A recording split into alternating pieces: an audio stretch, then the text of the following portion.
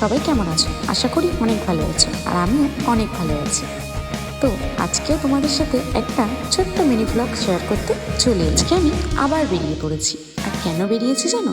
তোমরা হয়তো সবাই শুনেছো এখন গ্যাসের জন্য ইকোএসি সব জায়গাতেই আর সবাইকেই করতে হচ্ছে, না হলে কিন্তু গ্যাসের দাম দ্বিগুণ হয়ে যাবে। সেই কারণেই আজকে আমি মায়ের সাথে বেরিয়ে পড়লাম গ্যাসের ইকোএসি করানোর জন্য। শুধু ইকোএসি করাবো না, তার সাথে আরও অনেক কাজ আছে। করার পরে ব্যাংকেও মায়ের একটা আলাদা কাজ আছে, সেই কারণে আমাদেরকে ব্যাংকেও যেতে হবে। ওদের সাথে একটা ছোট্ট ভিডিও শেয়ার করেছিলাম যে আজকেও সারাদিন আমাদের এখানে প্রচুর বৃষ্টি হচ্ছে, সেম আজও হয়ে যাচ্ছে। তাই এই বৃষ্টির মধ্যে আমি আর মা মিলে বেরিয়ে পড়লাম আমাদের উদ্দেশ্যে। বাড়ির সামনে থেকে টোটো যায় বলে খুব সুবিধাই হয়, আগে তো এই অপশানটুকুও ছিল না। আমি আর মা মিলে চলে এলাম ইকোএসি করানোর জন্য।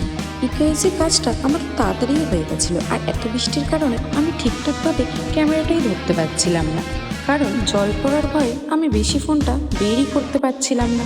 ইকোএসিটা কমপ্লিট করে মাকে নিয়ে আবার টোটোতে উঠে পড়লাম, কারণ আমাদের যাওয়ার ছিল ব্যাংকে।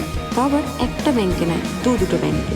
প্রথমে যাওয়ার ছিল আধার কার্ড আপডেট করানোর জন্য, কারণ অনেক দিন ধরে আমার আধার কার্ডটা আপডেটই করানো হয় না। গিয়ে দেখি সেই ব্যাংকটা বন্ধ, নিয়ে চলে এলাম আর একটা ব্যাংকে। ও মা, এখানে এসে শুনি আজকে বৃহস্পতিবারের জন্য এই ব্যাংকটাও বন্ধ। শুনে তো আমার মুখটা পুরো বন্ধই হয়ে গেল। বলবো ভাগ্যে না থাকলে কোনো কাজই সঠিক মতো সম্পূর্ণ করা যায় না। আজকে আমাদের ভাগ্যে ছিল না, তাই এই বৃষ্টির মধ্যে ভিজে ভিজে আমাদেরকে বেড়াতে কাজ কিছুই করে উঠতে পারলাম না। আর কি করা যাবে, চলো বাড়ির দিকে রওনা দেওয়া যাক। পুরো ভিজে আমি স্নান। তাও তোমাদের ওদিকেও কি এইরকম বৃষ্টি হচ্ছে?